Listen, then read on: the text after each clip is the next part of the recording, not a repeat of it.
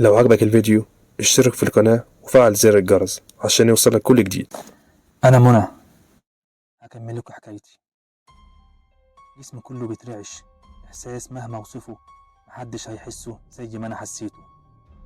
اللي قدامي جثة جوزي اللي لسه قافل معايا المكالمة من دقايق، وعلى وشه أشد علامات الفزع، بيبرق وعينيه خارجة لبره ونازل منها خطين دم، بقه مفتوح على الآخر وكأنه بيصرخ وأسنانه متكسرة. أنا كنت بين شعورين، الخوف والرعب وشعور الصدمة. لقيت صوت جاي من ورايا بيقول لي: انت واقفة كده ليه؟ وجثة مين دي؟ بصيت ورايا، كانت تربي. وقعت على الأرض وفقدت الوعي. معرفش فضلت فاقد الوعي قد إيه، لكني لما فقت لقيت نفسي على سرير خشب صغير، وحواليا أهل البلد كلهم، وفي شرطة وإسعاف والدنيا مقلوبة. ولقيت الضابط جاي يقول لي: اتفضلي معانا. قلت له: على فين؟ قال لي: على الاسم، انت متهمة بقتل جوزك. اتصدمت من كلامه وقلت له: لأ، أكيد في حاجة غلط، أنا ما قتلتوش. واتقبض عليا، مش عارف الاقيها منين ولا منين. اسئله كتيره بتدور في دماغي، زي: امال انا متجوزه مين لما حسين اتقتل؟ مين اللي كان بيكلمني في التليفون؟ هو انا بجد ممكن اكون قتلته؟ اتحبست اسبوع وسط مجرمين، ناس ما كنتش متخيله اني اعدي من جنبهم. حالتي النفسيه بقت صفر، اعصابي بقت مشدوده جدا، لحد ما طلع تقرير الطب الشرعي اللي رغم انه كان في صفي الا انه كان صدمه جديده ليا. حسين ميت من أسبوع بسكتة قلبية. يعني إيه؟ أنا طلعت براءة، بس هتجنن. يعني حسين ميت من قبل ما أتجوزه؟ أمال أنا اتجوزت مين؟ خرجت من اسمي على بيت أهلي، قلت إني مش هرجع البيت ده تاني. لكن والدي قال لي: لأ، لازم ترجع شقتك، وأنا وعمك هنيجي معاكي. في الأول رفضت، لكن مع إصرارهم الغريب واللي أنا مستغربها بصراحة وافقت ورجعت البيت. صحيح البيت كان فاضي، بس أنا ما كنتش مرتاحة. والدي وعمي ناموا في الأوضة وأنا نمت في أوضتي، رغم خوفي وقلقي إلا إني ما قدرتش أقاوم النوم ونمت. صحيت على صوت بيقول لي: اصحي، فوقي. فتحت عينيا، مسخ دميم مقرف واقف قدامي. قال لي: انت زوجتي دلوقتي، انت عهدي الأول. صرخت وحطيت إيدي على وشي: أعوذ بالله من الشيطان الرجيم. والدي وعمي دخلوا علي الأوضة، لقيوني بترعش. سألوني حصل إيه؟ حكيت لهم وأنا ببكي. طمنوني إنها تهيؤات، رغم إني عارفة إنها مش تهيؤات أبدا. الأيام اللي بعد كده كلها كوابيس.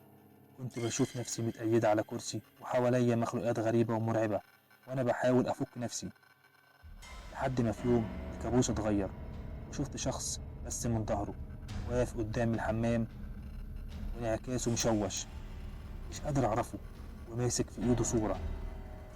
الصورة دي صورتي أنا، وبدأ يهمس ويقول كلام غريب. وفجأة بدأ الشخص يخنق نفسه، يخنق يخنق، وقع على الأرض بص همدان. صحيت وأنا مش فاهمة حاجة، مين الشخص ده؟ صورتي كانت بتعمل إيه معايا؟ من كتر بشاعة الكوابيس مبقتش قادرة استحملها، بدأت أقلل نومي، بقيت أسهر، مبقتش قادرة آكل، عندي نافر من الأكل والناس حتى والدي وعمي. لكن مهما كنت هسهر كان لازم هيجي وقت واستسلم للنوم، ونمت. صحيت وحسيت نفسي بردانة، جيت أقوم، إيدي لمست التراب. قمت وانتبهت كويس، أنا فين؟ أنا في قبر، أنا كنت نايمة جوه قبر. سلام قول من رب الرحيم. كنت عرقانة جدا وبترعش، حاولت أخرج، التربة كانت مفتوحة، لكن في الوقت ده إيد شدتني، اتقلبت على الأرض وسمعت صوت بيقول لي: رايحة فين؟ ده مكانك. صرخت بعلو صوتي وفقدت الوعي. لما فوق لقيت نفسي في مستشفى وأهلي جنبي. لما سألتهم حصل إيه قالوا لي إنهم صحيوا ملقونيش، دوروا عليا ولقيوني مرمية قدام تربة مفتوحة. يعني إيه؟ يعني ده ما كانش حلم؟ ما كانش حلم. رجعت البيت، بقيت حاسة إني خلاص هموت. ولما الصوت ده قال لي ده مكانك كان قصده إني هموت. لحد ما في يوم الباب خبط، فتح والدي، كان شاب في ال30 من عمره، وقال: السلام عليكم، وده بيت منى؟ رد عليه والدي وقال له: أيوه، أنت مين؟ رد الشاب وقال: ممكن تخليني أدخل وأنا هحكي لك على كل حاجة؟ والدي سمح له بالدخول ورحب بيه، وقال له: انت تعرف منى منين؟ الشاب اتكلم وقال لنا اسمي عبد الرحمن سمير، حضرتك ما تعرفنيش، ويمكن اللي هحكيه دلوقتي غريب وصعب اني تصدق. الحكاية بتبدأ من عند اخويا عماد، شاب كويس وطموح، بس ظروفنا المادية كانت صعبة شوية. عماد كان ليه صديق مقرب اسمه حسين، زوج بنتك الله يرحمه. الاتنين كانوا مش بيفرقوا بعض غير وقت النوم، لكن كل ده اتغير لما شافوا منى بنتك. الاتنين حبوها، لكن الظروف المادية كانت حاجز واقف بينه وبينها. وقال لحسين إنه بيحبها. حسين رد عليه وقال له أنا كمان بحبها ومش هسمع لحد ياخدها مني. الاتنين صحاب في لحظة بقوا أعداء، وبدأ حسين يعاير عماد بفقره ويقول له هتبصلك على إيه؟ أنت جربوع شحات. أخويا عماد كانت نفسيته بتتأثر بالكلام ده، وبعد أسبوع عماد عرف إن حسين اتقدم لمنى واتخطبوا. بقى زي المجنون، فضل يصرخ ويكسر كل حاجة في البيت ويقول منى، منى دي ملكي أنا. بعدها أخويا بدأ ينعزل ويقعد لوحده، وصل للاكتئاب، لحد ما في يوم رجع من بره وعلى ملامحه فرحة. قلت له إيه الفرحة دي كلها؟ قال لي الأيام اللي جاية كلها فرح، وهرجع زي الأول وأحسن كمان. كنتش عارف هو هيعمل إيه. حبس نفسه في أوضته 5 أيام، وكنت بسمعه بيقول عزمت عليكم بالحضور الآن. بس ما كنتش فاهم حاجة، لحد ما في يوم أخويا خرج من الأوضة ودخل الحمام، وكان معاه كتاب، وسمعته بيقول بحق ظلام القبور، بحق الألف والنون، وبحق العزيمة والطلسم والحصون، عليكم به يا خدام حرف الألف. وبعدها صمت. أخويا اتأخر، كسرت باب الحمام ودخلت، واتصدمت. أخويا عماد ميت بشكل مفزع ومخيف، وجنبه كتاب. فتحت الكتاب لقيت في صورة هو محتفظ فيها، بصورة منى. أخويا اتدفن وعشت أسود أيام حياتي.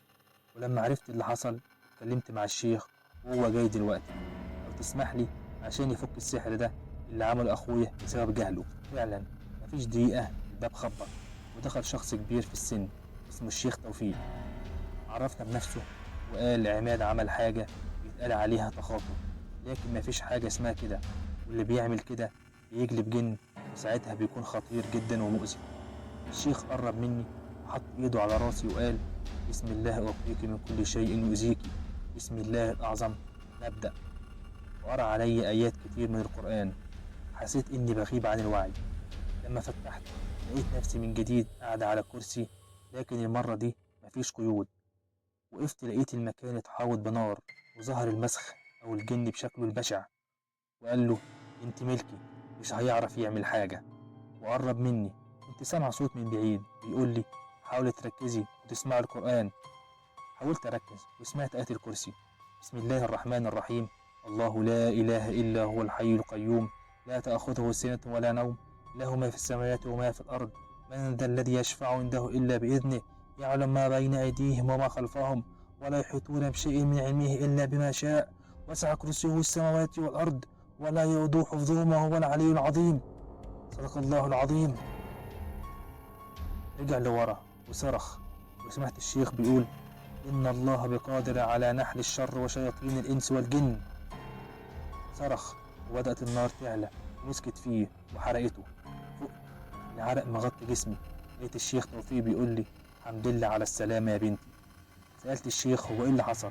قال لي الجن كان بيحاول يسيطر عليك بشكل كامل، لكن بعون الله قدرنا نحرقه.